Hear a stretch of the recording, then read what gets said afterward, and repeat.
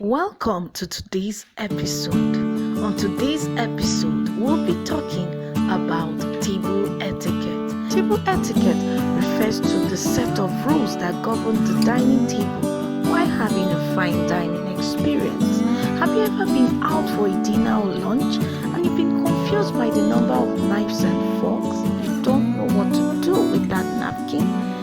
In this video, we'll be giving you tips on how to make use of the dining tools and the rules that governs the dining experience. So let's jump right into it. First and foremost, it is expected that when you're invited to an event or an occasion that requires the culture of feeding, there should be a seating plan. There will usually be a seating plan near the door of the dining room or place cards on the table. A seating plan is a piece of paper or card that describes the seating arrangement in a dining room, or place cards on the table. If neither exists, then call on the waiter to show you the seating arrangement in the home. This is to avoid any form of embarrassment, changing your seat, or being told that the seat you were seated on has been reserved for a special guest or a dignitary other than yourself. Now, while seated at the dining table, do not cross your legs underneath the table. I mean, overlapping your legs on top of each other. This can lead to a distorting function or a distorting scene at the table. Do not lean back on your chair and do not shake your feet under the table. Do not lean over your plate when you are eating. It is advised that you bring your food to your mouth and not your mouth to your food. On a properly set table, you will usually see a series of forks on the left side of your plate and a series of spoons and knives on your right side.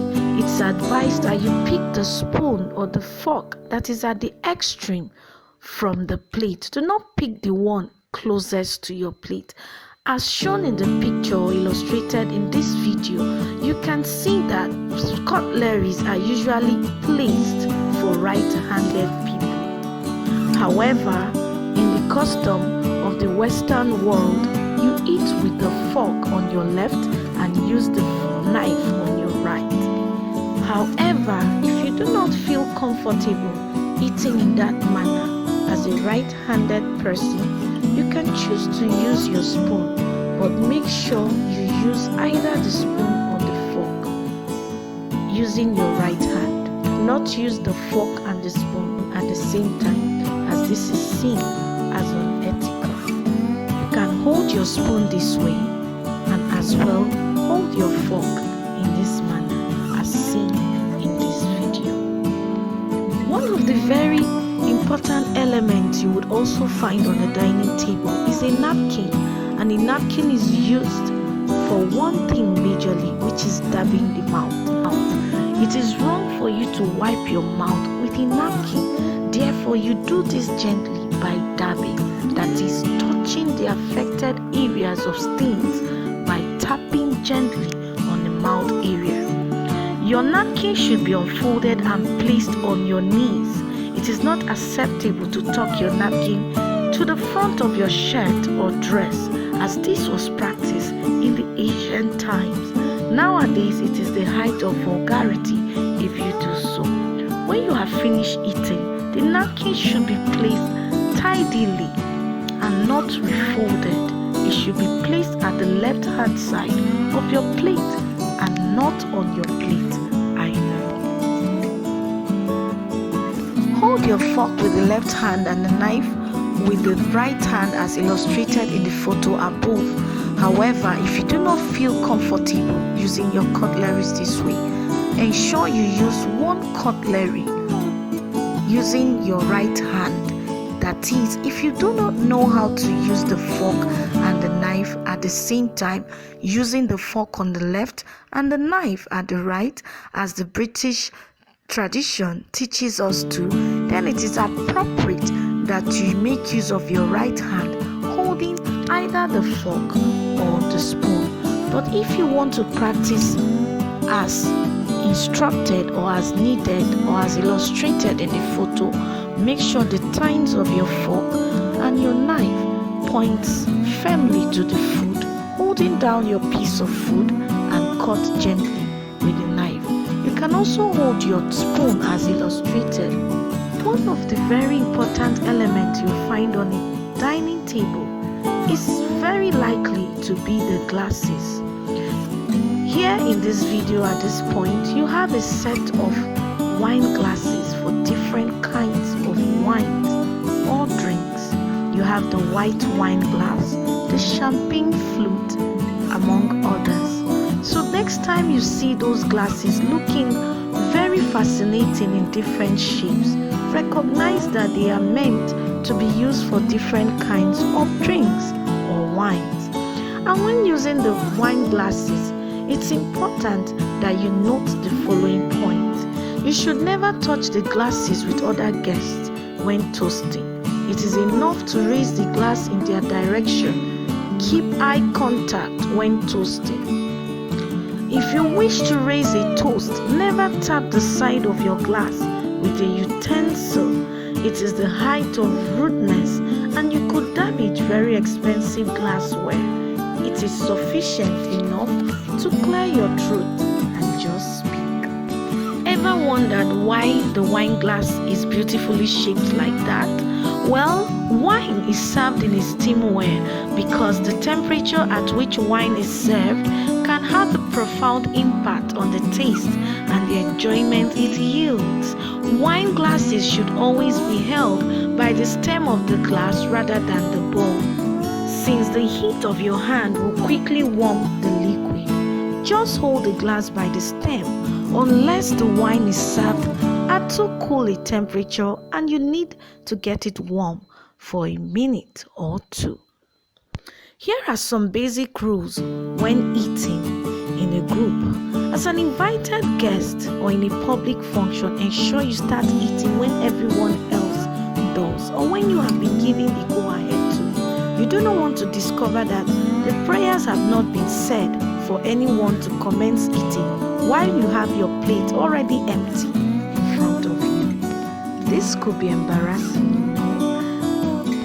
When chewing your food, ensure that you close your mouth and do not talk until you swallow the food in your mouth. Ensure you carry as much quantity as you can chew easily and comfortably without making a fuss or causing a scene at a dining event. When being served soups or pudding, you make use of the spoons generally.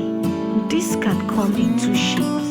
One is shaped like a round ball and the other is shaped like an egg. When taking your soup, ensure that your bowl is placed on the table. It is wrong practice to drink your soup from the bowl while carrying it with your bare hands.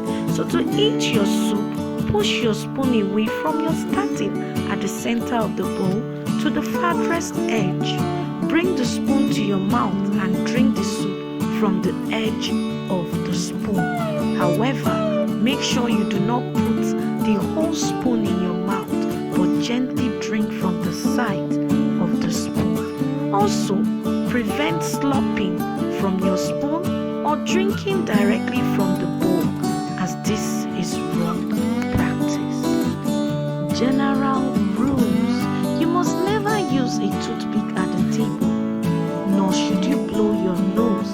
This could be very offensive. If you have something stuck in your teeth that you must remove, excuse yourself to remove it, or use a napkin or a serviette to block your mouth while doing this. Do not salt your meal before your host, as this is an insult to your hostess or your host.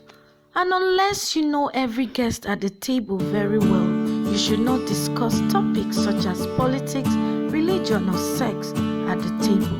You should give equal time to everyone sitting on your left and on your right to speak, such that everyone should have a peaceful and happy conversation. Here are some general don'ts. Don't make a fuss. If you don't like something, leave it. Don't blow on hot food to cool it down.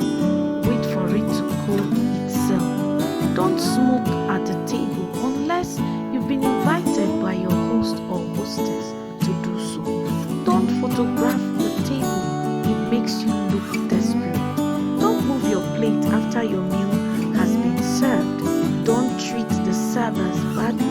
It makes you look common. Don't eat chicken or chops with your fingers, except you have them washed, and then you can gently pick using the serviette and eating in a civilized manner if you have to do this. Otherwise, make use of your fork and your knife correctly. Don't point with your cutlery at the table. Don't hold your fork while you drink your wine. And finally, don't overstay your welcome. Endeavor to say thank you to whoever has invited you to have that fine dining experience. In conclusion, it is well understood that the forms of table etiquette we have given are those observed in larger functions or cities, but they are intended also for smaller cycles and towns. The same rules prevail everywhere. It's important that we use our discretion at every given point to know what modifications are to be made in some of these customs so as to best adapt them to the needs of a smaller community. We hereby finally sign out with this scripture that says in 2 Corinthians 14:40, let all things be done decently and in order. We hope you've enjoyed this topic, and we hope you give us a like, subscribe, and thumbs up